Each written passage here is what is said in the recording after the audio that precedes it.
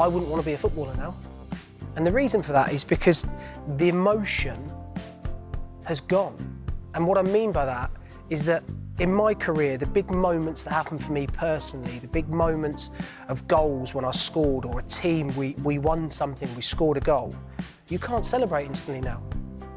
And it just seems as if it desensitises the game a little bit. And then we remove it at the weekend, and now we're having a conversation about referees again. No. So it's almost as if we can't win. So if we have VAR, great, but then it's all subjective one week and then objective the next. Then we take out VAR and we reintroduce human error, which before VAR was introduced we were all happy with because we understood that there was an element of human error, but because the Premier League is what it is now, we've had to bring it in.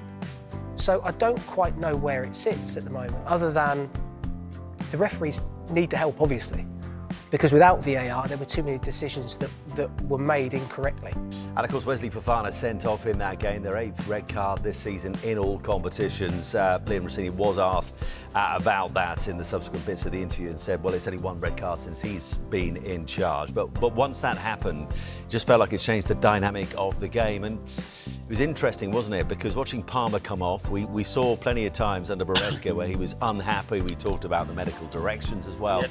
Why, listen, you often have to change things when a player gets sent off, but why was he the fall guy? Yeah, because I think they went to a 4-4-1 and they had the 2 midfielders in the midfield, and then Enzo Fernandez had to do a job, and Neto.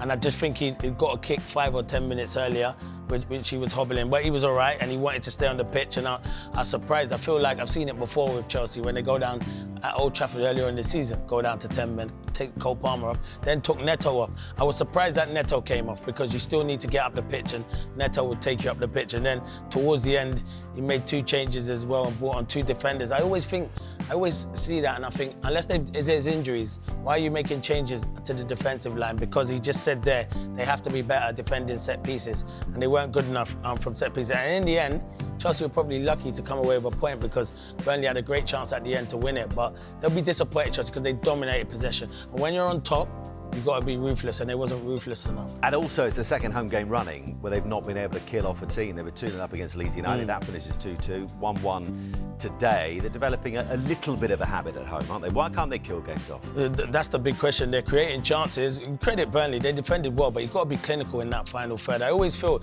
you saw it with Arsenal in midweek, 2-0. You need to go and get that third or that 4th goal without a shadow of a doubt. They didn't today, and you have to give huge credit to Burnley.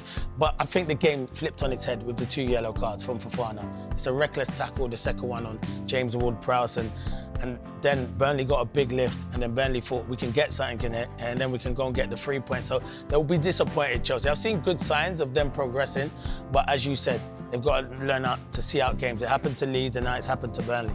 Liam, what's the mood like in the dressing room, especially with Wesley, because he might feel that he's cost his team? No, that wasn't on Wesley. That was on our performance. From the first goal, I felt we lacked incision when we had control. I want incision. I want us to create wave after wave of attack. We were too safe in our possession. And when you give it with 10 men, we still don't see it out. I think the frustration is more the last 2 home games. From being in winning positions and being in control of the game to not win the 2 games, that's the biggest frustration. It's not a blame on an individual. Yeah. Not just during your time. No, I can't. I've said this before. I've been asked this before. I will never ever speak about what's happened before me. What has happened with me is we have set fire to 4 points from 2 home games, which anyone watching the game, it's not good enough for a club of this level.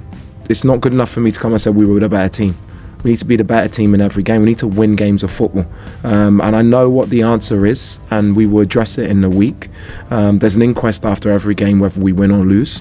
But I'm learning about the players. I'm learning about the people you can lean on when things aren't going your way and you need to see a game out. And that's something we need to address very quickly. Sam?